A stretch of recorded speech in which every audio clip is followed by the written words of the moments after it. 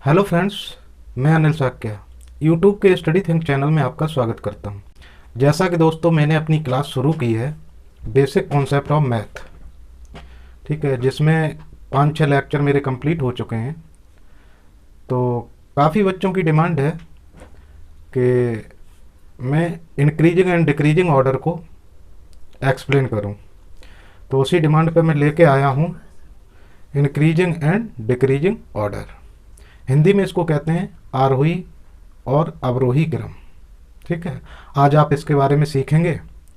और जैसा कि मैंने आपको पहले भी बताया है, आप लोग परेशान न होइए। मैंने अपनी क्लास को वहाँ से शुरू किया है जहाँ से मैथ की शुरुआत होती है। मैं सारे कॉन्सेप्ट को क्लियर करके चलूँगा, और अगर कोई छूट भी जाता है तो जब मैं आपको पढ़ाऊँगा तो वहाँ पे एकदम क्लियर कर दूँगा। ठीक है, बिल्कुल भी परेशान मत होइए। तो आज मैं पढ़ाऊँगा आपको आरोही अवरोही क्रम, और मैं आपके हर लेवल के सिलेबस को पढ़ाऊँगा। ठीक है, चाहे आप स्कूल में पढ़ते हों, कॉलेज में पढ़ते हो, कंपटीशन में हो, हर जगह हर लेवल पे मैं पढ़ाऊँगा। ठीक है, लेकिन पहले मैं बेसिक कॉन्सेप्ट को क्लियर कर दूँ, और उसके बाद मैं लेके आऊँगा आपके सामने बीज गणित यानी अलजेब्रा के बेसिक कॉन्सेप्ट। अलजेब्रा के बेसिक कॉन्सेप्ट क्लियर करने के बाद फिर मैं आपको सिखाऊंगा समीकरण यानी इक्वेशन किस तरीके से सॉल्व होते हैं और वो कितने प्रकार के होते हैं। ठीक है, तो आप हमारे साथ जुड़े रहिए और हमारे चैनल स्टडी थिंक को लाइक कीजिए, सब्सक्राइब कीजिए और उसके बेल आइकॉन को प्रेस कीजिए, ताकि अगर मैं कोई नया वीडियो अपलोड करता हूं तो उसकी सूचना सबसे पहले आपको मिले। तो चलिए आज की हम क्लास शुरू करते हैं। आरोही संख्याओं का आरोही व अवरोही क्रम। ठीक है, इंग्लिश में इसको कहते हैं increasing and decreasing order of numbers. तो ये आरोही और अवरोही क्रम होता क्या है? देखिए, इंक्रीजिंग ऑर्डर ऑफ नंबर्स, तो पहले हम एक्सप्लेन करते हैं इंक्रीजिंग ऑर्डर। ठीक है, इंक्रीजिंग ऑर्डर जिसको हिंदी में कहते हैं आरोही क्रम। ठीक है, इंक्रीजिंग ऑर्डर हिंदी में कहते हैं आरोही क्रम। इंक्रीजिंग, पहले इंक्रीजिंग शब्द का मतलब समझिए आप। इंक्रीज मीन्स होता है वृद्धि करना। ठीक है, वृद्धि करने वाला।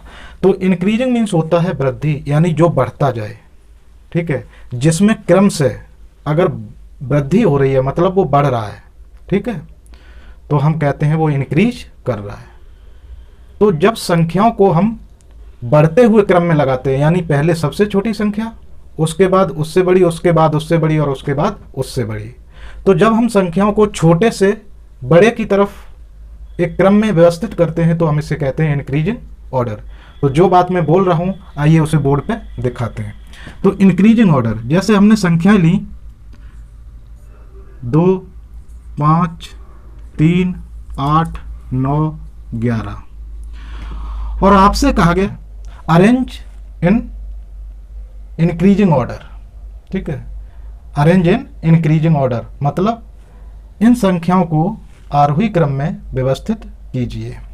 तो हमने बताया था आपको आरोही क्रम यानी इंक्रीजिंग ऑर्डर क्या होता है। सबसे पहले सबसे छोटी संख्या, उसके बाद तो सबसे छोटी संख्या इनमें देखिए कौन सी है, सबसे छोटी है 2। ठीक है, तो इसको आप लिखेंगे फर्स्ट नंबर पे। इससे बड़ी कौन सी संख्या है इसमें? 3, इसको लिखेंगे 2 नंबर पे। ठीक है, इससे बड़ी है 5, 5 को लिखेंगे तीसरे नंबर पे। इसके बाद 5 के बाद 8, इसको चौथे नंबर पे। 8 के बाद 9, इसको 5वें नंबर पे, और उसके बाद 11, सबसे बड़ी है 11 जो 6वें नंबर पे आएगी। ठीक है, तो सबसे पहले सबसे छोटी यानी 2 आएगी, फिर 3 आएगी, फिर 5 आएगी, उसके बाद 8 आएगी, उसके बाद 9 आएगी, और उसके बाद 11। तो आप देखिए ये संख्याएं जो हैं इंक्रीजिंग ऑर्डर में हो गई, यानी बढ़ता हुआ क्रम। सबसे छोटी, उसके बाद उससे बड़ी, उससे बड़ी, फिर उससे बड़ी, और फिर उससे बड़ी, और लास्ट में उससे बड़ी। ठीक, 2 से बड़ी 3 होती है, 3 से अधिक 5 है, 5 से अधिक 8 है, 8 से अधिक 9 है, 9 से अधिक 11 है। तो आप क्या देख रहे हैं कि संख्या जो है वो बढ़ते हुए क्रम में लिखी है। इसी को कहते हैं आरोही क्रम। ठीक है, जब संख्या बढ़ते हुए क्रम में लिख दी जाए तो हम इसको कहते हैं आरोही क्रम। अंग्रेजी में कहते हैं इंक्रीजिंग ऑर्डर। ठीक है, तो ये तो है इंक्रीजिंग ऑर्डर, ये सिंपल संख्याओं का था, पूर्ण संख्याओं का था, यानी होल नंबर का। ठीक है, तो ये इंक्रीजिंग नंबर ऑर्डर था तुम्हारा होल नंबर का। अब हम देखेंगे पॉइंट की संख्याओं का, जो दशमलव की संख्याएं होती हैं उनका इंक्रीजिंग ऑर्डर हम कैसे अरेंज करेंगे। तो ये तो बड़ा सिंपल था, आपने आसानी से कर लिया। अगर चाहो इसमें तो एक और एग्जांपल देख सकते हो। ठीक है, जैसे 1, 5, 9, 6, 8, 12 आपसे कहा गया arrange in increasing order, arrange in increasing order मतलब आरोही क्रम में व्यवस्थित कीजिए। किसमें लिखिए? आरोही क्रम में लिखो। ठीक है, अंग्रेजी में कहेंगे अरेंज इन इंक्रीजिंग ऑर्डर, यानी इंक्रीजिंग ऑर्डर में इनको अरेंज कीजिए, व्यवस्थित कीजिए। तो आप जानते हैं इंक्रीजिंग मीन्स होता है वृद्धि करने वाला, यानी जो बढ़ता चला जाए आगे की तरफ। तो इसका मतलब पहले सबसे छोटा होगा, फिर उससे बड़ा, फिर उससे बड़ा। तो आप देखेंगे इसमें सबसे छोटी संख्या कौन सी है? सबसे छोटी है 1, तो सबसे पहले लिख लीजिए 1। अब 1 से बड़ी कौन सी है? 1 से बड़ी इसमें जो संख्या है 5 है, और 5 से छोटी देखिए कहीं भी कोई संख्या नहीं है, तो इसके बाद लिखिए 5। 5 के बाद आपको बड़ी संख्या 6 दिख रही है, 6 के बाद 8, और 8 के बाद 9, और 9 के बाद 12। तो दिस इज द आरोही क्रम। कौन सा क्रम है ये? आरोही क्रम। ठीक, तो ये आपका आरोही क्रम होता है। बहुत आसान है, बस आप ये जान लीजिए आरोही का मतलब होता है बढ़ता हुआ क्रम, जिसको अंग्रेजी में इंक्रीजिंग कहते हैं। तो बढ़ता हुआ क्रम कब होगा? सबसे पहले सबसे छोटी लिखिए, उससे बड़ी, फिर उससे बड़ी, फिर उससे बड़ी, फिर उससे बड़ी, और फिर उससे बड़ी। ये संख्याएं तुमको दी हुई होंगी। ठीक है, इनमें कोई क्रम नहीं है, तो आप इनको बढ़ते हुए क्रम में लिखेंगे। ठीक है, और जब आपसे कहा जाए डिक्रीजिंग ऑर्डर, क्या कहा जाए? Decreasing order. तो देखिए अभी आपने देखा आरोही क्रम, अब आपसे कहा जाए अब रोही क्रम। ठीक है, इसको अंग्रेजी में कहते हैं डिक्रीजिंग। ठीक है, डिक्रीज मीन्स होता है घटना। ठीक है, घटता हुआ, डिक्रीजिंग मीन्स घटता हुआ। तो डिक्रीजिंग ऑर्डर, ठीक है, ORDER, डिक्रीजिंग ऑर्डर। तो डिक्रीजिंग मीन्स होता है घटते हुए, ऑर्डर मीन्स क्रम। ऑर्डर मीन्स क्या होता है? क्रम। और डिक्रीजिंग मीन्स घटते हुए, यानी घटते हुए क्रम में। इसको हम कह सकते हैं घटते। तो आरोही, अवरोही मीन्स, सॉरी, अवरोही मीन्स होता है घटते हुए क्रम में। ठीक है, तो अब घटता हुआ क्रम क्या होगा? घटता हुआ क्रम होता है कि सबसे पहले सबसे बड़ी और उसके बाद कम होती चली जाए, तो घटता हुआ क्रम हो जाएगा। अभी आपने बढ़ता हुआ देखा था, पहले सबसे छोटी उससे बड़ी, तो बढ़ता हुआ। और घटते हुए क्रम में, तो घटता हुआ क्रम का मतलब होता है शुरू से लेके, जब आप शुरू से आगे की तरफ पढ़ेंगे तो संख्याएं घटती हुई, छोटी होती चली जाए, तो हम इसको कहते हैं घटता हुआ क्रम। देखिए कैसे, जैसे इसमें क्वेश्चन कैसे दिया जाएगा, आपको संख्याएं इधर उधर लिखी होंगी, कोई क्रम नहीं होगा उसमें, और आपसे कहा जाएगा कि इनको अवरोही क्रम में लिखिए, यानी अरेंज इन डिक्रीजिंग ऑर्डर। तो देखिए कैसे, जैसे 2, 5, 3, 8, 6, 7, 9 ये संख्याएं आपको दी गई, और आपसे कहा गया कि इनको घटते हुए क्रम में लिखिए। तो वो घटते हुए नहीं लिखेगा, घटते हुए की जगह शब्द यूज होता है अवरोही। अवरोही मीन्स होता है घटता हुआ, घटना। ठीक है, घटना। अंग्रेजी में इसको कहते हैं डिक्रीजिंग। ठीक, तो घटता हुआ क्रम क्या होगा? सबसे पहले सबसे छोटी, वो सॉरी, सबसे पहले सबसे बड़ी। तो आप इसमें देखेंगे सबसे बड़ी संख्या कौन सी है। ठीक है, तो सबसे बड़ी संख्या है 9। ठीक, तो 9 लिखेंगे। 9 के बाद सबसे छोटी कौन, 9 से छोटी कौन सी है इसमें? तो देखिए 9 से छोटी होती है 8, उसके बाद 8 लिखिए। और उस 8 से छोटी होती है 7, तो देखिए 7 यहाँ है, 7 लिखिए। अब 7 से छोटी होती है 6, 6 भी है इसमें, तो 7 से छोटी 6, 6 से छोटी 5 होती है, ठीक है। और 5 से छोटी होती है 4, जो इसमें कहीं है नहीं। 4 से छोटी होती है 3, तो यहाँ पे 3 लिख दीजिए। और 3 से छोटी है 2, तो यहाँ। अब आप देखिए बड़े ध्यान से, 9 के बाद 8 कम हो रही है, 8 के बाद 7 और छोटी हो गई, 7 के बाद 6, 6 के बाद 5, 5 के बाद 3, 3 के बाद 2। तो इस प्रकार आपने देखा कि संख्याओं का अवरोही क्रम जो है वो घटता हुआ क्रम है, और ये तब बनता है सबसे पहले सबसे बड़ी, और फिर उससे छोटी, फिर उससे छोटी, फिर उससे छोटी, और लास्ट में सबसे छोटी। तो अगर आप याद रखना चाहते हैं तो आरोही क्रम में क्या होता है, आरोही क्रम में इस क्रम के अंदर होता है कि सबसे पहले सबसे छोटी संख्या और लास्ट में सबसे बड़ी, तो आरोही होगा। अगर आप याद करने के लिए लिखना चाहते हैं तो आप लिख सकते हैं, ठीक है। आप लिख सकते हैं आरोही क्रम, ठीक है। अंग्रेजी में इसको कहेंगे इंक्रीजिंग ऑर्डर, इंक्रीजिंग ऑर्डर, ठीक है। आरोही क्रम में क्या होता है, सबसे छोटी संख्या, ठीक है। फर्स्ट नंबर पे सबसे छोटी संख्या, उसके बाद डॉट डॉट डॉट आप करते चले जाइए, और लास्ट में सबसे बड़ी, सबसे बड़ी। ये होता है आरोही क्रम, ठीक है। यानी इसका मतलब ये हुआ कि आपको कई सारी संख्याएं मिक्स की हुई दी होंगी, उनमें कोई क्रम नहीं होगा। आपको उन मिक्स संख्याओं में अगर आरोही क्रम बनाना है तो सबसे पहले सबसे छोटी संख्या लिखिए, उसके बाद उससे बड़ी, उसके बाद उससे बड़ी, और लास्ट में सबसे बड़ी। तो ये हो जाएगा आरोही क्रम, यानी बढ़ता हुआ क्रम। और जब अवरोही क्रम होगा, अवरोही क्रम यानी डिक्रीजिंग ऑर्डर, ठीक है, डिक्रीजिंग ऑर्डर। इसमें क्या होता है, सबसे पहले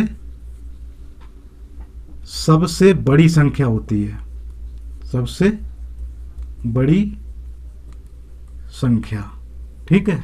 सबसे पहले सबसे बड़ी संख्या लिखी जाएगी, उसके बाद छोटी छोटी डॉट डॉट, और लास्ट में होगी सबसे छोटी,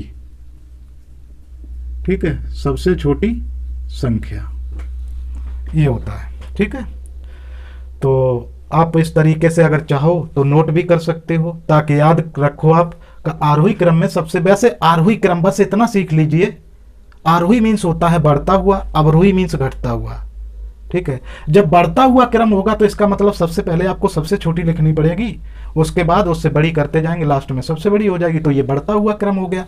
और जब घटता हुआ क्रम होगा यानी अवरोही क्रम, अवरोही, याद रखिएगा शब्दों में बिल्कुल अलग अलग अंतर करिएगा, ये आरोही है और ये अवरोही है,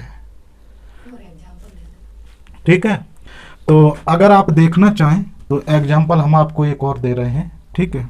जैसे ये है 3 3 5 2 1 3 5 2 1 8 6, ठीक है, 8 9। आपसे कहा गया कि इनको आरोही क्रम में लिखिए, तो आपको सबसे छोटी सा आरोही क्रम, ठीक है, इनका आरोही, आरोही क्या होगा, सबसे पहले सबसे छोटी, क्योंकि आरोही मीन्स होता है बढ़ता हुआ क्रम। तो बढ़ता हुआ कब बनेगा, पहले सबसे छोटी तो 1, उसके बाद 1 से बड़ी 2, 2 से बड़ी 3, और 3 से बड़ा 4 जो है नहीं इसमें कहीं, फिर 4 से 5, ठीक है, 5 से बड़ा 6 जो इसमें कहीं है नहीं ना, 7 है, तो 5 से बड़ा हो जाएगा सीधा 8, और 8 से बड़ा 9। तो ये तो हो गया आरोही क्रम। अगर हम अवरोही क्रम, अब वो कहता इसी चीज को अवरोही क्रम में लिखिए, ठीक है। तो अवरोही क्रम देखिए, अब ये हो गया आरोही, अब अवरोही अगर लिखोगे तो आरोही को क्या कर दीजिए, उल्टा, ठीक है। सबसे बड़ी सबसे पहले, या तुम ऐसे देख लो, अवरोही मतलब होता है घटता हुआ क्रम, तो सबसे पहले सबसे बड़ी संख्या, तो कितनी होगी सबसे बड़ी 9, उससे छोटी 8, और उससे छोटी 5, और 5 से छोटी 3, और 3 से छोटी 2, और 2 से छोटी 1, ठीक है। तो इस प्रकार आरोही और अवरोही क्रम को आपने समझा। ये नॉर्मल संख्याएं थी। अब आप समझेंगे कि पॉइंट की संख्याओं को हम आरोही और अवरोही क्रम में कैसे लिखेंगे। ठीक है, ये तो नॉर्मल बात है, यहाँ आप आसानी से समझ लेंगे। लेकिन पॉइंट की संख्याओं में और भिन्नों की संख्याओं में अक्सर दिक्कत आती है। तो अब हम आपको ले चलते हैं पॉइंट की संख्याओं में, उसके बाद हम बताएंगे भिन्नों की संख्याएं। ठीक है, तो आप परेशान मत होइए, बड़ी आसानी से आप सीखेंगे कि पॉइंट की संख्याओं को हम इंक्रीजिंग और डिक्रीजिंग ऑर्डर में कैसे अरेंज करें, कैसे व्यवस्थित करें। लेकिन उसके लिए आपको दशमलव संख्याओं को सीखना होगा कि कौन सी संख्या बड़ी होती है और कौन सी छोटी होती है। आइए, तो सबसे पहले आप देखिए कि पॉइंट की जो संख्या होती हैं, जैसे पॉइंट को हिंदी में दशमलव कहते हैं, ठीक है, अंग्रेजी में इसको डेसिमल लिखते हैं। बात एक ही है, या डेसिमल कहिए या पॉइंट कहिए या हिंदी में दशमलव कहिए। ठीक है, तो आइए अब देखते हैं दशमलव की संख्याओं का इंक्रीजिंग एंड डिक्रीजिंग ऑर्डर। ठीक है, तो अब दशमलव की संख्याओं का हम आपको बताने जा रहे हैं। इससे पहले आपको देखना होगा कि दशमलव की संख्या को हम जानेंगे कैसे कि कौन सी बड़ी है कौन सी छोटी है। देखिए, उस दिन हमने आपको बताया था कि जैसे लिखा है 4.38 और एक लिखा है 4.48। अब आपसे पूछा जाए कि इसमें, चलो इसको 5 कर देते हैं, 4.5। अब आपसे पूछा जाए कि इसमें बड़ी कौन सी है। ठीक है, तो हमने बताया था पॉइंट के पहले जो संख्या होती है, उस दिन भी बताया था, आज भी बता रहा हूं, पॉइंट के आगे जो संख्या होती है वो एक होल नंबर होती है। अंग्रेजी में कहते हैं इसको होल नंबर। होल का मतलब होता है पूर्ण। पूर्ण मीन्स पूरी। पूरी का मतलब, पूर्ण का मतलब होता है कोई संख्या पूर्ण कब होती है, जब वो या तो 1 हो, 2 हो, 3 हो, 4 हो या 5 हो, डॉट डॉट डॉट। यानी ऐसा ना हो कि 1.5 हो, 2.5 हो, 3.5 हो, तो ये पूर्ण संख्या नहीं है, ये होती हैं अपूर्ण संख्याएं। जैसे 1.5 को हम कैसे लिखते हैं, 1.5। तो ये देखिए अपूर्ण संख्या है, ये 1.5 है, यानी 1 से अधिक है। ये जो है 1 से अधिक है, यानी 1 से बड़ी है। इस चिन्ह के बारे में अगर आप जानते हैं, इस चिन्ह का मुंह ये छोटे और बड़े का चिन्ह होता है। ठीक है, ये जो चिन्ह मैंने लगाया ये छोटे और बड़े का होता है।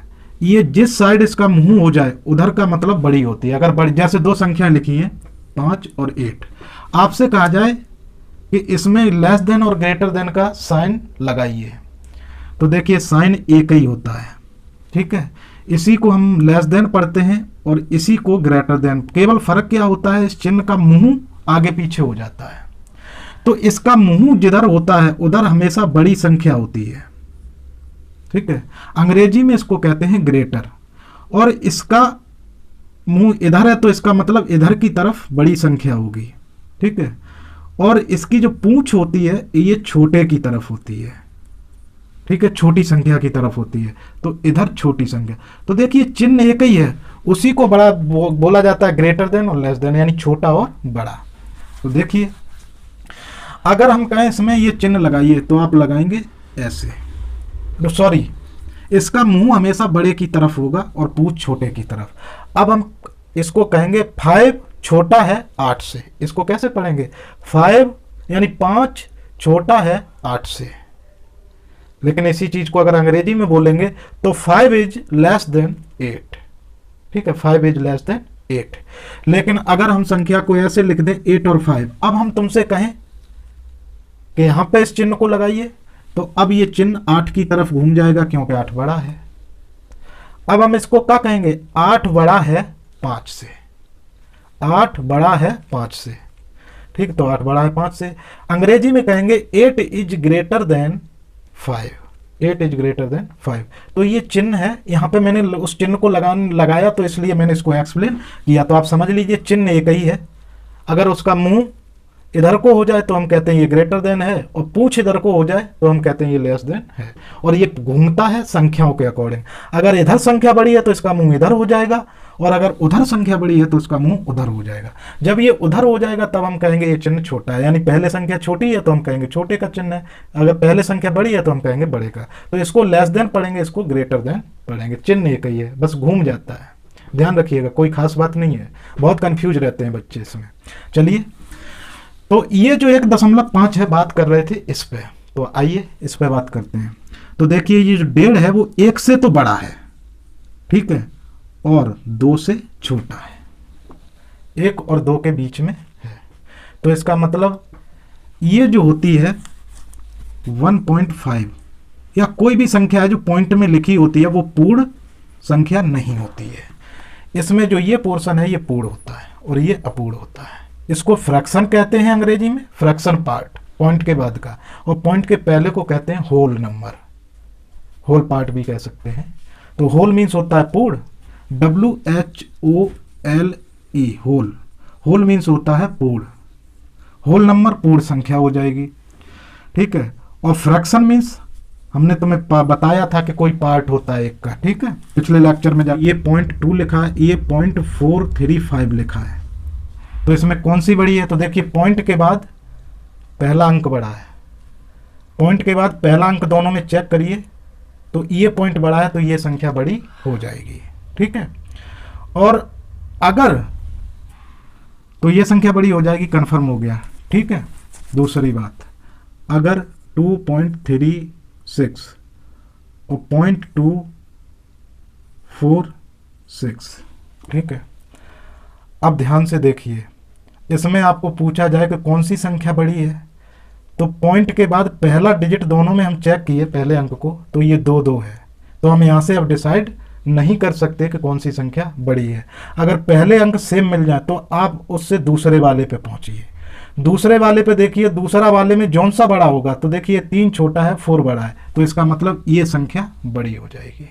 लेकिन अगर पॉइंट के बाद 236.238, तो हमने देखा पॉइंट के बाद हमने पहला देखा सेम है, दूसरा देखा सेम है, तो इन दोनों से अब हम डिसाइड नहीं कर सकते कि कौन सी संख्या बड़ी है।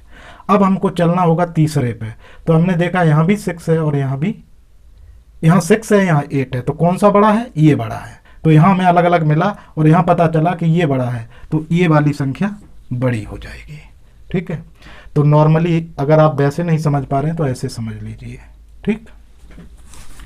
तो देखिए अगर लिखा है 4.28 और 5.65, ठीक है, आपसे पूछा जाए कि इन दोनों में कौन सी बड़ी, तो देखिए यहाँ पे होल नंबर भी दिया गया, पूर्ण संख्या। अब आपको पॉइंट में जाने की जरूरत नहीं है, आप यहीं पे चेक कर लीजिए। तो देखिए जिसका पूर्ण वाला भाग, पूर्ण संख्या का वाला भाग, यानी पॉइंट के इधर वाला भाग, जिसका भाग बड़ा होगा वही संख्या बड़ी हो जाएगी। तो इसमें ये 4 है, ये 5, ये बड़ी है, तो ये बड़ी हो गई। आपको पॉइंट की तरफ जाने की जरूरत नहीं। लेकिन कभी एक कंडीशन आ सकती है, वो कंडीशन कौन सी है? जैसे 38.236 और 38.325, ठीक है। अब आपसे कहा गया कि बताइए इन दोनों में कौन सी बड़ी है, तो आप देख रहे हैं पॉइंट के पहले का पार्ट सेम है। अब हम यहाँ से डिसाइड नहीं कर सकते हैं कौन सी छोटी है कौन सी बड़ी है। अब हमें चलना पड़ेगा इसके आगे। तो हम आते हैं पॉइंट के बाद की संख्या। तो यहाँ हम देखते हैं पॉइंट के बाद इसका पहला अंक जो है वो छोटा है और इसका बड़ा है। डिसाइड हो गया ये बड़ी है, ठीक है, ये बड़ी, क्योंकि पॉइंट के बाद इसका पहला अंक बड़ा है, इसका छोटा है। लेकिन अगर कहीं ये दोनों सेम हो जाते, ये दोनों सेम हो गए, अब आपसे पूछा जाए कौन सा बड़ा है, तो अब आप यहां से भी डिसाइड नहीं कर सकते हैं कौन सा बड़ा। अब आप इसके आगे चला जाएंगे तो इस वाले अंक में देखेंगे, तो इस वाले अंक में दोनों में ये छोटा है और ये बड़ा है, तो अब ये संख्या बड़ी हो जाएगी, ठीक है।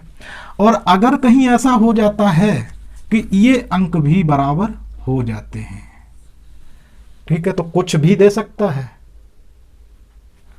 ये अंक भी बराबर हो जाते। देखिए यहां से आप यहां तक आ गए, आपको कहीं पता नहीं चला कि संख्या कौन सी बड़ी होगी कौन सी। अब आप इसके आगे आए यहाँ पे, तो यहाँ आपने देखा कि यहाँ 6 है और यहाँ 5 है, तो ये अंक बड़ा है, तो अब ये संख्या बड़ी हो जाएगी, इससे ज्यादा और अब नहीं आ सकता है। ठीक है, और अगर आ भी जाए 5 अंक तक चला जाए, 10 अंक तक चला जाए, आप ऐसे ही मिलाते चले जाइए, आपको कभी कोई प्रॉब्लम नहीं होगी। आइए देखते हैं इन संख्याओं में। सबसे पहले हम चेक करेंगे पूर्णांक अंकों को। तो पूर्णांक अंकों में देखिए, ये 3 है, ये 3 है, ये 2 है, ये 5 है और ये 8 है। तो सबसे छोटा पूर्णांक अंक कौन सा? पूर्णांक का मतलब पॉइंट के पहले का अंक। तो सबसे छोटा है 2, 2 से छोटा पूर्णांक में कोई नहीं है, तो सबसे छोटी संख्या हो गई 2.358, ये सबसे छोटी हो गई। अब 2 से बड़ा कौन होता है? 3, तो 3 में 2 अंक है आपके पास। ठीक है, अब आपको बताना है कि 2.358 से बड़ी संख्या कौन सी होगी। तो इसमें देखिए, अब इन दोनों में पहले आप डिसाइड कीजिए कौन सी बड़ी है और कौन सी छोटी है। तो देखिए 3.2 और ये 3.8, तो पूर्णांक अंक सेम है, तो इसका मतलब पॉइंट के बाद चलिए। आप पॉइंट के बाद चलेंगे तो इसमें पॉइंट के बाद पहला अंक 2 है और इसमें पॉइंट के बाद पहला अंक 8 है, तो जिसका पहला अंक छोटा होगा वो छोटी होगी, ये बड़ी होगी। तो ये छोटी है और ये उससे बड़ी है, तो इसको पहले लिखेंगे। तो 2.358 के बाद आएगी ए वाली 3.2, और इससे बड़ी कौन होगी? ये वाली, क्योंकि इसका पहला अंक बड़ा है, तो 3.8। अब 3 से बड़ा होता है 4, 4 इसमें कहीं है नहीं पूर्णांक, तो आ जाइए 5 पे। ठीक है, अब 5 तो सिंगल है, तो 5.9 होगी। अब 5 के बाद होता है 6, जो कहीं है नहीं। अब 5 के बाद सीधा आते हैं हम 8 पे, तो बस यही 1/8.36। तो देखिए, अगर आपको ये पता रहेगा तो ही आप इसको अरेंज कर पाएंगे। ठीक, यहाँ देखिए 2 संख्याएं सेम दिख रही थी, तो हमने किसके? पॉइंट के बाद से पता किया। ठीक, तो इस चीज को याद रखिएगा। ठीक, चलिए अब हम एक एग्जांपल और लेते हैं, जैसे 0.358 कॉमा 2.356 कॉमा 2.358 कॉमा 5.3586। इन संख्याओं को पहले लिखना है आपको आरोही क्रम में, आरोही क्रम यानी इंक्रीजिंग ऑर्डर। ठीक है, इंक्रीजिंग ऑर्डर। तो अब देखिए, सबसे पहले आप पूर्णांक को चेक करिए। देखिए यहां पे तो कोई पूर्णांक है नहीं, तो इसको 0 मान लीजिए। यहां कोई पूर्णांक है नहीं, 0 है। बाकी सबका पूर्णांक कुछ ना कुछ है, लेकिन सब 0 किसका है? ये तो सबसे छोटी कौन सी हो गई? ये हो गई जिसका पूर्णांक 0 है। तो सबसे पहली संख्या आएगी 0.358। अब इससे बड़ी पूर्णांक कौन होगा? एक तो है नहीं पूर्णांक 0 के बाद, तो आएंगे 2 पे। लेकिन देखिए 2 पूर्णांक यहां भी है, 2 यहां भी है। अब आप डिसाइड नहीं कर सकते पूर्णांक से कि कौन सी छोटी बड़ी है। अब आप पॉइंट के बाद पहला अंक देखेंगे इसका और पहला अंक देखेंगे इसका, तो वो भी कैसा है? सेम है। तो अब यहां से भी हम डिसाइड नहीं कर सकते पहले अंक। अब चलिए दूसरे अंक के पास, तो दूसरा अंक इसका भी 5 है और इसका भी 5 है। अब भी हम डिसाइड नहीं कर सकते हैं कौन सा छोटा है कौन सा। अब चलते हैं तीसरे अंक के पास, तो तीसरे अंक में देखिए यहाँ 6 है और यहाँ 8 है। तो जिसका अंक छोटा है वो छोटी है और जिसका बड़ा है वो बड़ी है। तो इसके बाद आएगा 2.356, क्योंकि ये छोटी है, इससे बड़ी है, तो इसके बाद आएगी ये 358, वो 2.358। ठीक है, अब देखिए ये अरेंज हो गई, ये हो गई, ये हो गई, बचा ये तो 5 है, सबसे बड़ा है, इससे ही पता चल गया। ठीक है, तो इसकी जगह हम अब लिखेंगे 5.3586। तो अब ये आपका बन गया इंक्रीजिंग ऑर्डर, आरोही क्रम। अब इसको अगर हम अवरोही क्रम लिखें, अवरोही क्रम, ठीक है, यानी डिक्रीजिंग ऑर्डर। ठीक है, डिक्रीजिंग ऑर्डर। तो डिक्रीजिंग में क्या होता है? सबसे पहले सबसे बड़ी, तो तुम्हें स्पष्ट दिख रहा है ये सबसे बड़ी है, या तुम इसी को उल्टा कर दो 5.3586, ठीक है, इसी को उल्टा कर दीजिए, ये सबसे छोटी है सबसे बड़ी, तो यहाँ से सबसे बड़ी पहले, उसके बाद ये होगी 2.358, इससे छोटी ये है 2.356 और इससे छोटी ये है 0.358। तो ये हो गया अवरोही क्रम। ठीक है, अवरोही क्रम डिक्रीजिंग ऑर्डर। तो आप तभी लिख पाएंगे जब दशमलव की संख्याओं को छोटा बड़ा समझने लगेंगे। ठीक है, बिल्कुल क्लियरली बताया हूं। अगर आप पहले तो पूर्णांक से चेक करिए, अगर पूर्णांक सेम हो जाए तो पॉइंट के बाद पहला अंक चेक करिए, पहला भी सेम हो जाए तो दूसरा, दूसरे भी सेम हो जाए तो तीसरा। अब हमें लगता है बिल्कुल क्लियर हो गया। ये था पॉइंट का आरोही और अवरोही क्रम। ठीक, बड़ी आसानी से आप पता कर सकते हैं। और आपसे कहा गया इनको आरोही क्रम में लिखिए। ठीक है,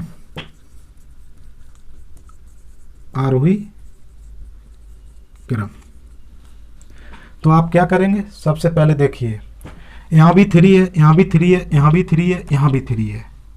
अब आप पूर्णांक से डिसाइड नहीं कर सकते कौन सा छोटा है कौन सा बड़ा है, तो आप चलेंगे अंक के बाद, पॉइंट के बाद पहले अंक पे। तो यहाँ 5 है, यहाँ 6 है, तो देखिए ये छोटी हो गई, ये बड़ी हो गई, लेकिन यहाँ पे कितना आ गया 9। ठीक है, तो इसका मतलब ये इससे बड़ी कौन सी हो गई, ये, और इससे बड़ी ये, लेकिन यहाँ पे आ गया पहला अंक 6, तो इसका 6 है, इसका भी 6 है, और सबसे बड़ा कौन सा है ये, तो सबसे बड़ी संख्या हो गई ये। ठीक है, और सबसे छोटी, हमको पहले आरोही क्रम लिखना है, सबसे पहले सबसे छोटी चेक करनी है। तो पॉइंट के बाद सबसे छोटा अंक किसका है, इसका 5, इसका 6, इसका 9, इसका 6, यानी सबसे छोटा है 5, तो ये सबसे छोटी हो गई 3.568। अब ये हो गई। अब इनमें तुम्हें देखना है, तो इसमें देखिए इसका पहला अंक 6 है, इसका 9 है, इसका भी 6 है, यानी ये तो बड़ी हो गई इन दोनों से, क्योंकि इसका, तो ये तो लास्ट में आएगी। अब ये दोनों का पहला अंक सेम है, तो इन दोनों में अब तुम्हें चेक करना है कौन सी छोटी है कौन सी बड़ी। तो पहले अंक से, पॉइंट के बाद पहले अंक से तो डिसाइड नहीं हो रहा, दोनों सेम है, तो दूसरे अंक के पास पहुंचिए। इसका 6 है और इसका दूसरा अंक 8 है, तो इसका मतलब ये छोटा है दूसरा अंक, तो ये आएगी, ये छोटी संख्या हो गई, तो इसके पास आएगी 3.668। और इससे बड़ी कौन सी है, ये होगी 3.68, और ये 0.9, ये सबसे बड़ी है। ठीक है, क्योंकि इसका पहला अंक सबसे बड़ा है, तो 3.98। इस तरीके से ये अपना आपका आरोही क्रम हो गया, यानी इंक्रीजिंग ऑर्डर। और अगर इसका अवरोही क्रम लिखना है, अवरोही क्रम, तो आपको क्या करना है, आप जानते हैं सबसे बड़ी ये है, उससे छोटी ये, उससे छोटी ये, उससे छोटी ये सबसे छोटी है। तो आरोही क्रम का मतलब होता है पहले सबसे बड़ी, तो ये लिख दीजिए 3.98। ठीक है, और उसके बाद 3.68, और उसके बाद 3.668, इस पे आ गए। उसके बाद सबसे छोटी ये है, तो 3.568, ये होगा अवरोही क्रम। तो आपको कैसे पहचानना है दशमलव की संख्याओं को छोटा और बड़ा, ध्यान रखिएगा। ठीक, अब हम चलते हैं। तो इस तरीके से आपने देखा कि दशमलव की संख्याओं को हम आरोही और अवरोही क्रम में कैसे लगाते हैं। तो आरोही अवरोही क्रम में लगाना कोई बहुत बड़ी बात नहीं है, वो तो आसान बात, लेकिन संख्याओं को पहचानना, कौन सी संख्या छोटी होगी दशमलव में, कौन सी बड़ी, तो मैंने आपको डायरेक्ट प्रोसेस बताया है, अंकों के माध्यम से बड़ी आसानी से आप पहचान सकते हैं। चलिए, तो दोस्तों जैसा कि आपने देखा कि ये टॉपिक में हमने नॉर्मल संख्याओं को भी बताया, पॉइंट वाली को बताया, लेकिन अब जो सबसे बड़ी समस्या आएगी वो आएगी भिन्नात्मक संख्याएं, यानी फ्रैक्शनल नंबरों को इंक्रीजिंग और डिक्रीजिंग ऑर्डर में अरेंज करना। वहाँ कैसे करेंगे, तो आइए, घबराइए मत, बहुत आसानी से समझेंगे।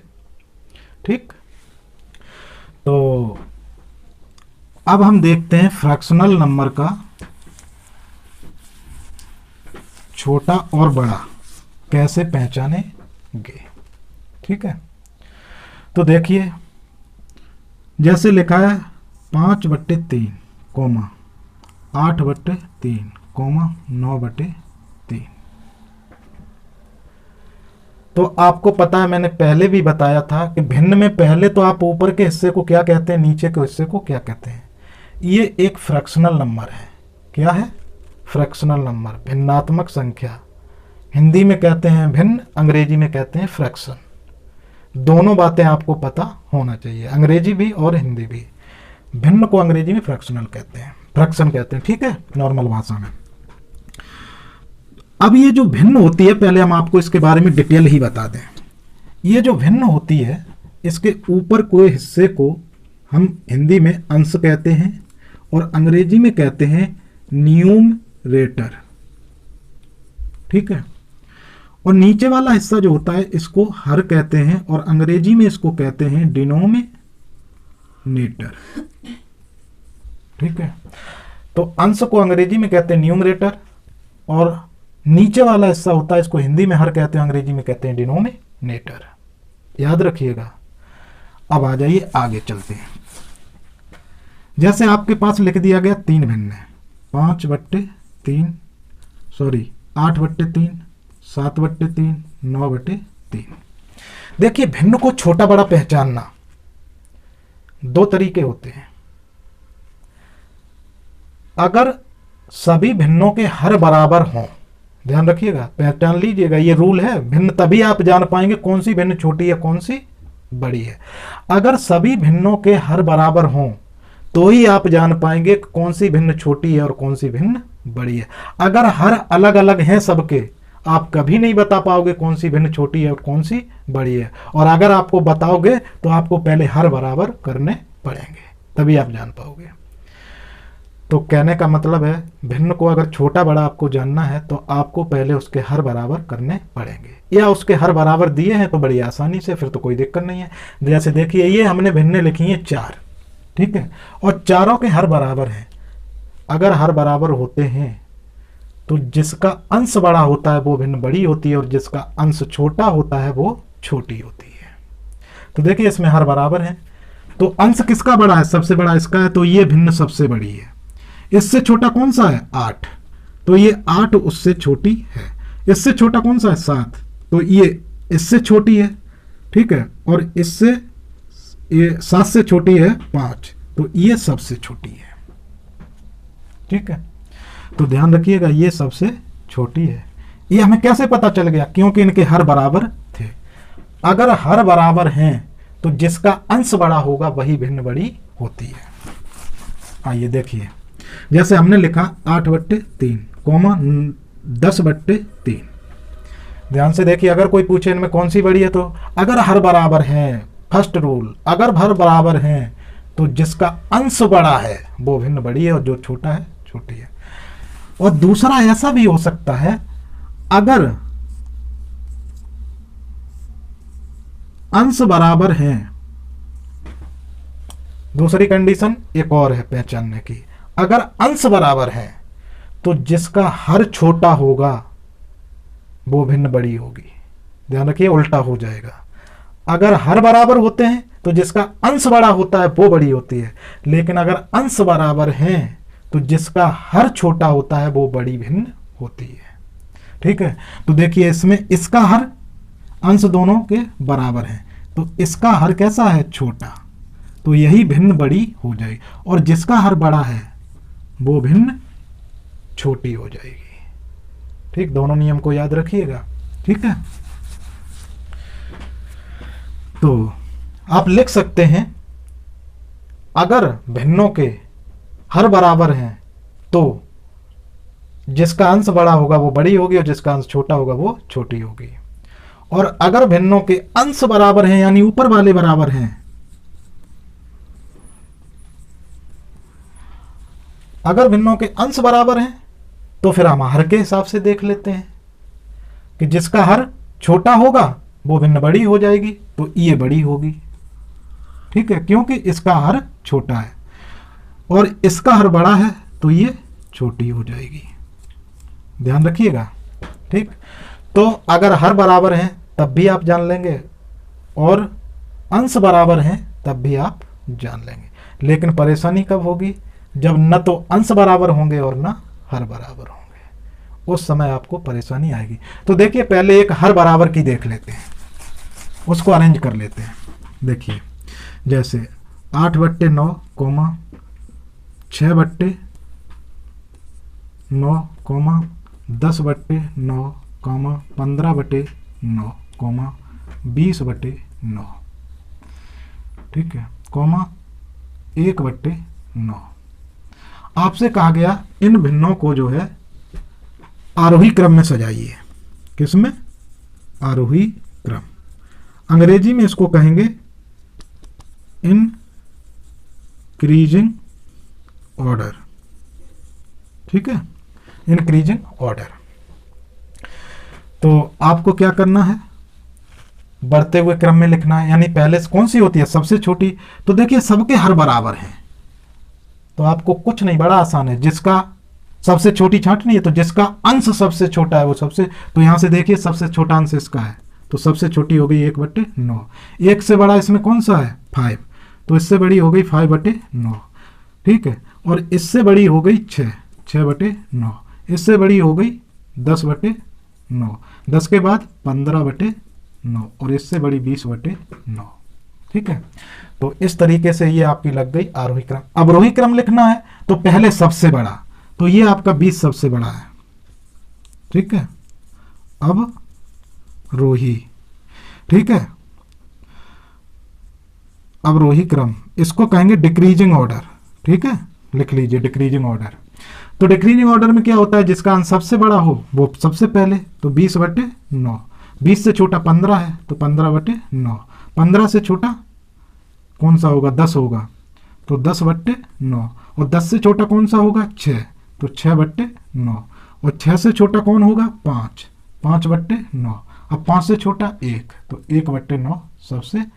तो आप देखेंगे इसमें जो है बिल्कुल इसका उल्टा हो जाता है, सबसे बड़ी सबसे पहले और सबसे छोटी सबसे बाद। कभी कभी इनके बीच में ये कॉमा न लगाकर छोटे बड़े का निशान लगा देते हैं, ठीक है। तो आप कंफ्यूज मत होइएगा। देखिए क्या होता है कि ये संख्या सबसे छोटी है, किससे, इससे छोटी ये है, तो हमारा जो चिन्ह होता है ये, इसकी जो पूंछ होती है वो छोटे की तरफ होती है, तो इसका मतलब है इससे छोटी ये है तो छोटा पूंछ इधर कर दो, मुंह इधर कर दो, तो इससे छोटी है। और इससे छोटी कौन सी है, ये, तो इसके बीच में चिन्ह ये, इससे छोटी ये और इससे छोटी ये, तो चिन्ह इस तरीके से लग जाता है। कभी कभी किताबों में ऐसे भी लिखा होता है, तो कंफ्यूज मत होइएगा। अब अवरोही क्रम में होता क्या है कि ये बड़ी है और इससे छोटी कौन सी है, ये छोटी है, ये बड़ी है। तो देखिए चिन्ह का मुंह छोटे की, बड़े की तरफ होता है कि नहीं, बड़े की तरफ होता है, तो ये बड़ी है तो ऐसे लग जाएगा। इसका मतलब हुआ ये बड़ी है इससे, और ये बड़ी है इससे, तो यहाँ ऐसे हो जाएगा, और ये बड़ी है इससे तो ये हो जाएगा, और ये बड़ी है इससे तो ये हो जाएगा। तो कभी कभी कॉमा की जगह ऐसे चिन्ह भी लगा दिए जाते हैं, समझ लीजिए, ठीक है। तो इस प्रकार आपने देखा कि अगर हर बराबर हैं, ठीक है, तो हम भिन्नों को बड़ी आसानी से छोटा बड़ा छांट सकते हैं और उन्हें क्रम में लगा सकते हैं। और दूसरी बात जो है, अगर अंश बराबर दे दिया, कभी कभी ऐसा हो सकता है कि आपको अंश बराबर दे दे और उससे आपसे कह दे कि इनको ऑर्डर में लगाइए, तो घबराइएगा मत। अगर अंश बराबर हैं, जैसे 10/2, ठीक है, 10/9, 10/5, 10/4, आपसे कहा गया इनको आरोही क्रम में लगाइए। किस में लगाइए, आरोही क्रम में, ठीक है, आरोही क्रम, यानी इंक्रीजिंग ऑर्डर, इंक्रीजिंग ऑर्डर, ठीक है, इंक्रीजिंग ऑर्डर। तो आप जानते हैं आरोही क्रम में क्या होता है, बढ़ता हुआ क्रम, सबसे पहले सबसे छोटी, उससे बड़ी, फिर उससे बड़ी। तो आइए, आपने देखा कि अभी तक पिछले एग्जाम्पल में आपने देखा था कि हर बराबर थे, इसमें क्या बराबर है, अंश बराबर है, ठीक है। और हमने बताया था जब अंश बराबर हों तो फिर हम हर जिसका सबसे छोटा होगा, जिसका हर सबसे छोटा होगा वो भिन्न सबसे बड़ी होगी, और जिसका हर सबसे बड़ा होगा वो भिन्न सबसे। तो यहां देखिए किसका हर सबसे छोटा है, इसका सबसे छोटा है, तो ये सबसे बड़ी है। और सबसे बड़ा हर किसका है, तो इसका है, ये सबसे छोटी है। ठीक है, सबसे छोटी है, ये सबसे छोटी है, ये सबसे छोटी होगी और ये सबसे बड़ी होगी, क्योंकि इसका सबसे छोटा हर है तो ये सबसे बड़ी होगी, और ये इसका हर सबसे बड़ा है इनमें तो ये सबसे छोटी होगी। तो हम आरोही क्रम लिख रहे हैं, सबसे छोटे से शुरू करेंगे, तो 10/9 सबसे पहले आ जाएगी।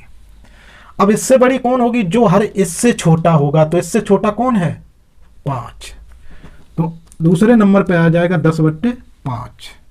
ठीक है, अब इससे नहीं, आरोही क्रम सबसे छोटा सबसे बड़ा, तो इससे बड़ी ये होगी। अब इससे छोटा ये है तो इससे बड़ी कौन हो जाएगी? ये 10/4। इससे बड़ी ये हो जाएगी। इससे छोटा हर किसका? इसका, तो ये इससे भी बड़ी हो जाएगी, यानी 10/2। तो सबसे बड़ी ये हो गई। ठीक है, तो कहने का मतलब इससे बड़ी कौन सी है? ये। यहां से देखिए चिन्ह छोटे बड़े वाला अगर लगाएंगे तो ये कैसे आरोही क्रम है? सबसे छोटी है, इससे बड़ी ये बड़ी है, तो इसकी तरफ मुंह कर दीजिए, ये छोटी है, और इससे ये छोटी है। ठीक है, इससे ये छोटी है तो ये हो जाएगा। लेकिन अब इसका लिखिए अवरोही क्रम। ठीक है, तो अवरोही क्रम में इसको उल्टा कर दीजिए। ठीक है, ये आप जानते हैं सबसे बड़ी पहले लिखी जाएगी, तो 10/2 ये सबसे बड़ी है। इससे छोटी कौन सी होगी? 2 के बाद 4, 10/4। और इससे बड़ी कौन सी होगी? ये 10/5। और इससे बड़ी कौन सी होगी? नहीं, छोटी, सॉरी, इससे छोटी ये है। तो देखिए जैसे जैसे हर बड़ा होता जाएगा भिन्न छोटी होती जाएगी। तो ये सबसे बड़ी है, इसका हर बड़ा है तो ये सबसे छोटी है, वो सॉरी, इसका हर सबसे छोटा है तो ये भिन्न सबसे बड़ी हो जाएगी। ठीक है, और इससे बड़ा ये है तो इससे ये छोटी हो जाएगी। जैसे जैसे हर बड़ा होता जाएगा भिन्न छोटी होती है, जैसे जैसे हर बड़ा होता जा रहा है भिन्न छोटी होती जा रही है। तो ये भिन्न बड़ी है किससे? इससे, ये इससे। तो इस तरीके से चिन्ह लग जाएंगे। तो जब जब अंश समान हो और हर अलग अलग हो तो हम हर को देख के भी पता कर लेंगे। तो अभी तो जो आपने देखा है वो जब अंश और हर बराबर थे तब आपने देखा, सिर्फ आपको छांटना था। लेकिन जब कंडीशन आएगी ना अंश बराबर होंगे और ना हर बराबर होंगे, तब आप कैसे छांटेंगे? तो आपको हर बराबर करने पड़ेंगे, और इसके लिए आपको यूज करना पड़ेगा भिन्नों का। जो भिन्न जोड़ी और घटाना सीखे थे उस समय जो एलसीएम लेना सीखा था तुमने, एलसीएम मेथड, वही एलसीएम मेथड का आपको यूज करना पड़ेगा। तो इसलिए भिन्नों का अगर हर बराबर, न तो अंश बराबर है और न हर बराबर है, तो आपको क्या करना पड़ेगा? सबसे पहले आपको उनके हर बराबर करने पड़ेंगे, और जब हर बराबर हो जाएंगे तो अंश को देख के आप जानते ही हैं। जैसे आइए, जैसे आपसे कहा गया 3/5, 8/3, 9/2, 5/6, इनको जो है आरोही क्रम में लगाइए। आरोही क्रम। तो थोड़ा सा प्यास लग रही है, पानी पी लें बस, सॉरी 1 सेकंड का टाइम लगेगा।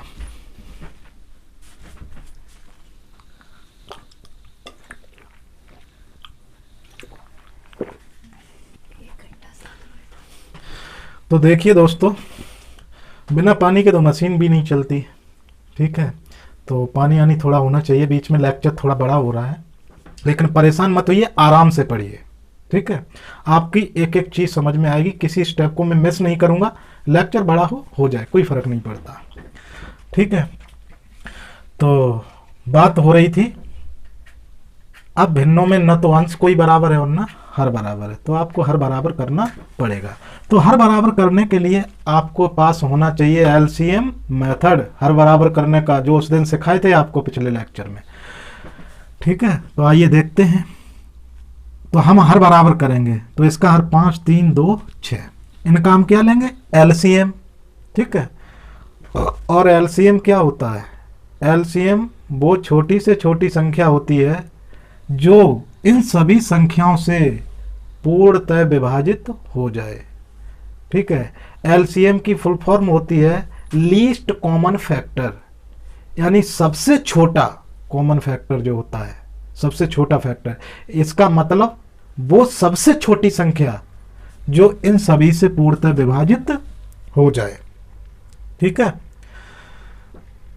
तो आपको देखना पड़ेगा कि इन सब में कौन सी वो संख्या है। तो देखो, अगर तुम ये जानते हो कि ऐसी कौन सी संख्या होगी जो इन सब से पूर्णतः विभाजित हो जाएगी, तो वो संख्या है 30। ठीक है, देखिए 5 का भाग अगर आप 30 में देंगे तो 5 छक्के 30, 3 का देंगे 3 ढाई 30, 2 का देंगे तो 15 बार चला जाएगा, 6 का देंगे तो वो 5 बार चला जाएगा। सबसे कंप्लीटली डिवाइड हो रही, कहीं शेष तो नहीं बच रहा ना, तो इसलिए 30 क्या हो गया, एलसीएम। अब हमने कहा था कि सबसे छोटी संख्या होनी चाहिए। क्यों कहा था, अगर 30 का दूना कर देंगे आप 60, तो 60 भी इन सभी से कंप्लीटली डिवाइड हो जाएगा, और 30 का 3 गुना कर देंगे 90, तब भी इनसे कंप्लीटली डिवाइड होगा, बट वो एलसीएम नहीं कहलाते हैं। क्योंकि एलसीएम का मतलब ही है लीस्ट कॉमन फैक्टर, यानी लघुत्तम समावर्तक। लघुत्तम मीन्स होता है सबसे छोटा, सबसे छोटी फैक्टर जो इन सभी से काउंट हो। बड़े तो कई हो सकते हैं, इनके 30 का जो भी मल्टीपल होगा, यानी इसका गुणांक 30 का 30 दूनी 60, 30 तिया 90, 30 चौक 120, इनके मल्टीपल निकालते जाइए, वो सभी इससे डिवाइड होंगे, लेकिन एलसीएम वही होगा जो इसमें सबसे छोटा होगा, तो 30 है। अगर आपको नहीं पता कि ये एलसीएम कैसे आ गया, ठीक है, तो आप एलसीएम ले भी सकते हैं। वैसे मैं बताता हूं, जब आप संख्याओं का एलसीएम लेते हैं तो एक ऐसी संख्या निकल के आती है जो इन सभी से पूर्णतः विभाजित होती है, और हम एलसीएम भी तभी निकालते हैं जब हमें एक ऐसी संख्या की जरूरत होती है जो सबसे छोटी हो और इन सभी से पूर्णतः विभाजित हो। तो 30 से छोटी कोई ऐसी संख्या नहीं होगी जो इन सभी से पूर्णतः विभाजित हो जाएगी, सबसे छोटी 30 ही है। तो इसलिए ये एलसीएम है, लघुत्तम समावर्तक। ठीक है, और अगर आपको भरोसा नहीं है तो निकाल लीजिए। एलसीएम कैसे निकाला जाता है, 5 3 2 6, 5 3 2 6, फिर ऐसे बनाते हैं। ठीक है, अब हम पहले सबसे छोटी संख्या 2 लेते हैं। 2 से अगर कोई संख्या कंप्लीटली डिवाइड हो रही तो पहले हम 2 से काट देते हैं। तो देखिए 2 से 5 पूरा पूरा नहीं कटेगा, कटने का मतलब होता है भाग देना। 2 का भाग अगर आप 5 में देंगे तो 2 दूनी 4, 1 बच जाएगा, शेष पूर्णतः विभाजित नहीं होगी। तो एलसीएम लेते समय जब हम 2 का उसी संख्या में भाग देते हैं जिसमें पूरा पूरा चला जाए, शेष ना बचे। और अगर पूरा पूरा नहीं जाता तो हम संख्या को सेम टू सेम नीचे उतार लेते हैं, भाग नहीं देते हैं। 3 में भी नहीं जाएगा, 2 एकम 2, 1 शेष बचेगा, 3 भी पूर्णतः विभाजित, इसको भी वैसा ही उतार लेंगे। फिर आ जाएंगे 2 पे, तो 2 एकम 2, इसमें पूरा चला जाएगा, 2 3 6, इसमें भी चला जाएगा। अब देखिए, अब 2 के बाद उससे बड़ी 3, 3 से देखिए 30 में तो पूरा पूरा नहीं जाएगा, 3 एकम 3, 2 शेष बच जाएगा, तो ये 5 वैसे ही उतार लेंगे, इसमें चला जाएगा 3 एकम 3, 1 को वैसा ही उतार लेते हैं, 3 एकम 3। अब बचा हमारे पास केवल 5, तो यहाँ 5 का दे देंगे, 5 एकम 5, और ये 1 1 1 आ जाएंगे। तो मेरा मकसद होता है लास्ट में 1 1 1 अगर आ जाए तो इन संख्याओं का गुणा कर दीजिए, यही होता है एलसीएम। तो एलसीएम हो जाएगा 2 गुणे 3 गुणे 5, तो 2 3 6 5 30 आया, 30 के नहीं। तो अगर आप संख्याओं का डायरेक्ट एलसीएम लिखना चाहते हैं तो आप समझ लीजिए एलसीएम एक ऐसी संख्या होती है, लेकिन सबसे छोटी होती है कि इन सभी से पूर्णतः विभक्त हो जाए। तो 30। अब हम क्या करते थे, हमने ये भिन्नों के जोड़ने और घटाने में भी बताया, आप वहां जाके भी देख सकते हैं। ठीक है, तो आप देख सकते हैं कि 30 एलसीएम ले लिया। अब क्या करते हैं, सेम टू सेम वही रूल है जो जोड़ने और घटाने में भिन्नों को सेम करने का रूल होता है, हर बराबर करने का रूल होता है। तो 5 का भाग देंगे 30 में, तो 5 छक्के 30, कितनी बार गया, 3 बार, वो 6 बार, सॉरी, यानी 5 6 जा 30, 5 6 जा 30, यानी 5 छक्के 30, 6 बार गया। उस 6 का मल्टीप्लाई इसके अंश में कर देते हैं, तो 6 का मल्टीप्लाई 3 में होगा, तो 6 3 18। ठीक है, कॉमा लगा है, कॉमा लगा दीजिए। 3 का भाग 30 में देंगे तो 3 एकम 3 और 1 0, 10 या 3 ढाई 30, 10 बार जाएगा, और 10 का मल्टीप्लाई इसके अंश में कर देंगे तो 10 8 80। उसके बाद कॉमा लगा देंगे। अब 2 का भाग जब हम 30 में देंगे तो 2 एकम 2 2 5 10, 15 बार जाएगा, और 15 का गुणा 9 में कर देंगे, तो 15 निम्मा 135। ठीक है, 135 हो जाएंगे। अब यही काम इसके साथ करेंगे, इसके हर का भाग इसमें देंगे तो 6 पंजे 30, 5 का 5 बार गया, 5 का गुणा इसमें कर देंगे 5 25। ठीक है, तो आपने देखा कि सबके हर 30 हो गए। कहने का मतलब अगर अब हम लिखना चाहें तो 18/30, 80/30, 135/30 और 25/30, सबके हर बराबर हो गए।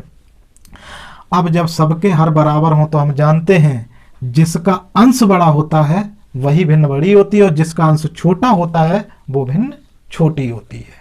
तो देखिए इसमें सबसे बड़ा अंश किसका है, ये 135, और ये भिन्न कौन सी है, पहले दूसरे तीसरे नंबर की। तो तीसरे नंबर की क्रम देखिए वही रहना चाहिए, ठीक है, क्रम चेंज मत करिएगा। तो 1 2 30, तीसरे नंबर की भिन्न ये रही, ये सबसे बड़ी है। ठीक है, और इस 135 से छोटा कौन है इसमें, 80। तो 80 कौन सी है, दूसरे नंबर पे, तो दूसरे नंबर की भिन्न ये उससे छोटी है। सबसे छोटा है 18, 18 पहले नंबर का, तो ये सबसे छोटी है, इससे बड़ी ये है। तो सबसे छोटी ये, इससे बड़ी ये, और इससे बड़ी ये, और इससे सबसे बड़ी ये।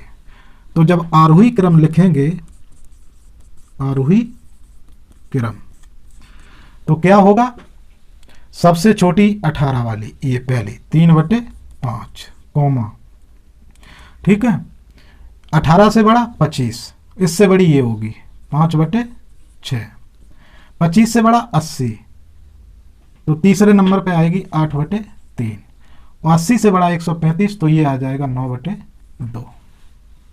तो ये आपका है आरोही क्रम यानी बढ़ता हुआ क्रम। और अगर अवरोही लिखना है, ठीक, तो सबसे पहले सबसे बड़ी यानी 9/2, फिर उससे छोटी 80 यानी 8/3, फिर उससे छोटा 25 यानी 5/6, फिर उससे छोटा 18 यानी 3/5। ठीक, तो इस प्रकार आपने देखा कि आरोही और अवरोही क्रम को अगर न तो अंश बराबर है और ना हर बराबर, तो हम क्या करते हैं, पहले हरों का एलसीएम लेते हैं, एलसीएम लेके फिर उनके हर बराबर कर लेते हैं, और हर बराबर जब हो जाए तो जिसका अंश हर बराबर हो जाए उसके बाद सॉल्व कर लेते हैं। उसके बाद जिसका अंश सबसे बड़ा होगा वही भिन्न सबसे बड़ी होगी। तो ये क्रम सेम रखिएगा। तो जिसका अंश, अब ये से ये पता चलता है कि इसका अंश सबसे बड़ा है, तो तीसरे नंबर की जो भिन्न है वो सबसे बड़ी होगी। ठीक है, तो इस चीज को आपने, हमें लगता है कि अच्छी तरीके से समझ लिया होगा, और आपके एग्जाम में यही पूछा जाता है। ठीक है, ध्यान रखिएगा। अगर चाहो तो एक एग्जाम्पल और बता दूं, चलिए देख लेते हैं। जैसे आपसे कहा गया 8/5 कोमा 8/3 कोमा 7/2 कोमा 5/10। आपसे कहा गया कि इनको आरोही और अवरोही क्रम में लिखिए, यानी इंक्रीजिंग और डिक्रीजिंग ऑर्डर में लिखिए।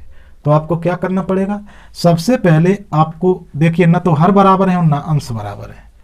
तो आप जानते हैं अगर हम हर बराबर कर लें तो हम बड़ी आसानी से पहचान लेंगे कौन सी बड़ी है कौन सी छोटी है। और हर बराबर करने के लिए आपको क्या लेना पड़ता है, एलसीएम। तो एलसीएम क्या होता है, एलसीएम एक ऐसी संख्या होती है जो 5 से भी पूर्णतः विभाजित हो जाए लेकिन सबसे छोटी, और 3 से भी पूर्णतः विभाजित हो जाए, और 2 से भी पूर्णतः विभाजित हो जाए, और 10 से भी हो जाए। ठीक है, तो वो संख्या कौन सी होगी, वो होगी 30। ठीक, क्यों 30, देखिए 5 से भी विभाजित होगी, 5 चक्के 30, 3 से भी विभाजित होगी, 3 ढाई 30, 2 से भी विभाजित होगी, 2 एकम 2 बचेगा 1, 10 हो जाएंगे, 2 पंजे 10, 10 से भी विभाजित होगी, 10 तिया 30। आप एलसीएम निकाल के देख सकते हैं, यही आएगी। तो एलसीएम डायरेक्ट लेने का मेथड बता रहा हूं। एलसीएम एक ऐसी संख्या होती है जो जिन संख्याओं का हम एलसीएम लेते हैं उनसे कंप्लीटली विभाजित होती है, कंप्लीटली डिवाइड होती है, यानी पूर्णतः विभाजित होती है। किसी भी संख्या से आप भाग देंगे शेष नहीं बचेगा, लेकिन होती वो सबसे छोटी है। क्योंकि अगर 30 का दूना 60 ले लेंगे आप, तो 60 भी इन सभी से पूर्णतः विभाजित होगी, लेकिन वो एलसीएम नहीं होगा। एलसीएम सबसे छोटी संख्या होती है। अब 30 से छोटी कोई भी संख्या नहीं है जो इन सभी से पूर्णतः विभाजित हो जाए, तो ये सबसे छोटी संख्या है, इसलिए इसको कहते हैं LCM, least common multiple. Least माने सबसे छोटा, हिंदी में कहते हैं लघुत्तम, लघुत्तम मीन सबसे छोटा, ठीक है। समावर्तक मतलब गुणनखंड। चलिए आइए, तो जब आप एलसीएम ले लेते हैं तब आप जानते हैं आपको एक रूल लगाना पड़ता है, जो जोड़ने घटाने में भी बताए थे हम, हर बराबर करने का नियम।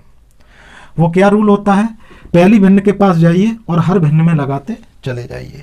छोटा सा रूल है, इसके हर का भाग इस एलसीएम में दीजिए, तो 5 छक्के 30, कितनी बार गया, 6 बार, यानी 5 6 जा 30, 6 बार गया। उस 6 का मल्टीप्लाई इसी के अंश में कर दीजिए, तो अंश है 8, 6 48, यानी 6 8 जा 48, कॉमा लगा दीजिए। 3 का भाग 30 में दीजिए, यानी 30 इज डिवाइडेड बाई 3, यानी 3 का भाग 30 में दीजिए, तो हो जाएगा 3 धाई 30, 10 बार गया, यानी 3 10 जा 30, 10 बार गया। इस 10 का गुणा इसके अंश में कर दीजिए, 10 8 80, कॉमा लगाए, इसके साथ भी करें। 2 का भाग जब 30 में देंगे तो 2 का भाग पहले देंगे 3 में, 2 एकम 2, 2 एकम 2, बचेगा 1, 10 हो जाएंगे, 0 मिलेगा, तो 2 पंजे 10, 15 बार जाएगा, और इस 15 का गुणा 7 में कर देंगे, तो 15 7 105, यानी 15 7 जा 105, कॉमा 10 का यही काम इसके साथ करें, 10 का भाग 30 में, तो 10 3 30, 3 बार गया, 3 का गुणा 5 में कर दीजिए, 15 आ गया। तो इस प्रोसेस को अब तो सीख जाइए, हर बराबर कैसे होते हैं, एलसीएम लेना भी सीख जाइए डायरेक्टली, अगर नहीं होता है तो प्रैक्टिस करिएगा, आ जाएगा समझ में। अब आप देखेंगे, आपको मालूम है हर सबका 30 हो गया। अगर आप चाहें तो इनको अलग अलग लिख सकते हैं, 48/30 यानी 48/30, 80/30, 105/30, 15/30, लेकिन हमें कोई लिखने की जरूरत नहीं, हमें आंसर से मतलब है। तो अब देखेंगे इसमें सबसे छोटा अंश कौन सा है, ये है ना, और ये कहाँ है, लास्ट की भिन्न का, तो ये भिन्न सबसे छोटी हो जाएगी। तो आरोही क्रम अगर लिखेंगे, आरोही क्रम अंग्रेजी में कहेंगे इंक्रीजिंग ऑर्डर, ठीक है, अंग्रेजी नहीं लिखेंगे, समझ लीजिए, इंक्रीजिंग ऑर्डर। तो आरोही क्रम में क्या होता है, पहले सबसे बड़ी, फिर बढ़ता हुआ क्रम, पहले सबसे छोटी, फिर उससे बड़ी, फिर उससे बड़ी। सबसे छोटी 15 होगी, ये वाली 5/10। देखिए अब इसके हिसाब से हम अंदाजा लगाएंगे कि कौन सी भिन्न सबसे छोटी है, कौन सी सबसे बड़ी है, इनके हिसाब से। तो इसका अंश सबसे छोटा आया इनमें, तो ये सबसे छोटी, तो सबसे छोटी 5/10। इससे बड़ी कौन सी होगी, 15 से बड़ा है इसमें कौन, 48, तो ये पहले नंबर पे है, तो पहले नंबर की भिन्न इससे बड़ी होगी, यानी 8/5, ठीक है। अब इस 48 से बड़ा कौन है, 80 दूसरे नंबर की, तो ये जो दूसरे नंबर की भिन्न है ये इससे बड़ी होगी, 8/3, ठीक है। 80 से बड़ा 105, तो ये जो भिन्न होगी ये सबसे बड़ी होगी, यानी 7/2।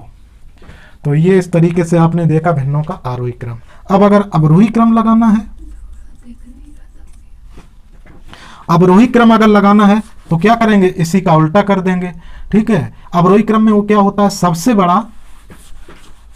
बड़ा पहले, अवरोही क्रम डिक्रीजिंग ऑर्डर, घटता हुआ क्रम तभी तो बनेगा जब पहले सबसे बड़ी हो, फिर उससे कम कम कम कम घटता हुआ लिख दो, अवरोही क्रम हो गया, ठीक है। तो सबसे बड़ा पहले, तो सबसे बड़ी ये है 7/2, इससे छोटा कौन है 80, तो 8/3, इससे छोटा कौन है 80 से छोटा 48 है, तो 8/5, और इससे छोटा कौन है 15, तो 5/10, ये वाली। तो ये हो गया अवरोही क्रम, डिक्रीजिंग ऑर्डर। तो दोस्तों क्लास बहुत लंबी हो गई है, लेकिन घबराइएगा मत। अगर आपको टॉपिक को क्लियरली और कंफर्म करना है तो टाइम की चिंता मत कीजिए, जैसे मैं नहीं कर रहा हूं, ठीक है। आपको मैंने तीनों तरह से आरोही अवरोही क्रम को बता दिया है, ठीक है। तो ये जो टॉपिक मैंने आपको पढ़ाया ना, ये सबके कोर्स में, सबके सिलेबस में आता है, चाहे वो स्कूल में पढ़ता हो, चाहे कॉलेज में पढ़ता हो, और चाहे कंपटीशन में हो। कंपटीशन वालों के लिए तो ये बहुत ही महत्वपूर्ण है, ठीक है। और अक्सर फ्रैक्शन नंबर या पॉइंट वाला ही पूछा जाता है कंपटीशन में। तो याद रखिए, अगर आपको कॉन्सेप्ट क्लियर होता है तो ही कर पाएंगे, नहीं कर पाएंगे। ठीक है, तो बहुत ही ध्यान से इसको पढ़िएगा। ठीक है, हालांकि मैं आपको यहाँ एक चीज़ और बताना चाहते हैं कि भिन्नों का काटना, कभी कभी भिन्नों को हमें काटना होता है तो हम शॉर्टली, ठीक है, बहुत जल्दी से आपको बता देते हैं क्योंकि वीडियो बहुत लंबा हो रहा है। देखिए, कभी कभी हम कहते हैं, जैसे लिखा है 15/10, तो लोग क्या करते हैं, 5 तिये 15, 5 दूनी 10 बराबर 3/2 लिख देते हैं। आधों के तो समझ में ही नहीं आता है कि धर्मशाला चली कहाँ गई, कहानी कहाँ चली गई, समझ में ही नहीं आया। लेकिन आप परेशान मत होइए, मैं बताता हूं आपको। काटने का मतलब होता है भाग देना।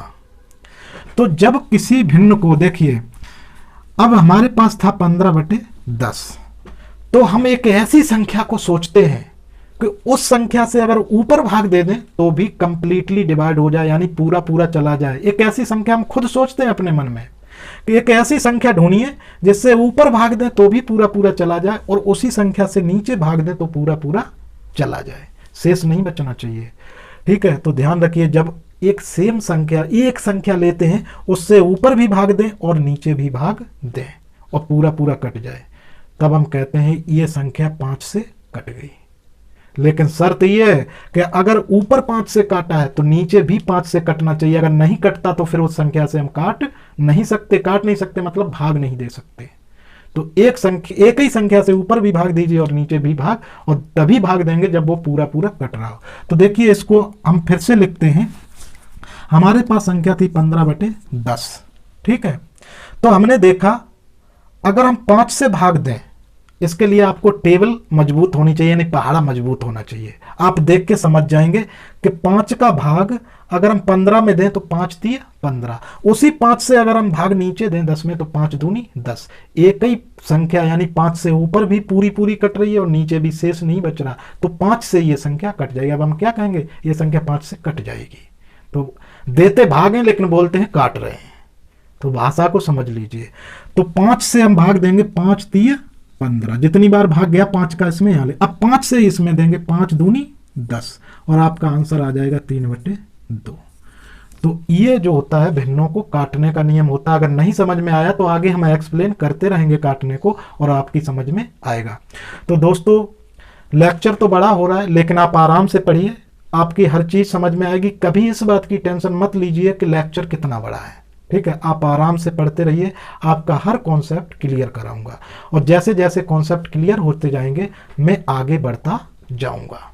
ठीक है, और मैं हर लेवल का पढ़ाऊंगा। आप इसके लिए परेशान मत होइए कि मैं किस लेवल का पढ़ाऊंगा। मैं स्कूल लेवल का पढ़ाऊंगा, कॉलेज लेवल का पढ़ाऊंगा और कंपटीशन लेवल का पढ़ाऊंगा। आपको कहीं कोई प्रॉब्लम नहीं होगी। इतने ही आसान भाषा में मैं आपको हर टॉपिक पढ़ाऊंगा, कहीं आपकी कोई समस्या नहीं छोड़ूंगा।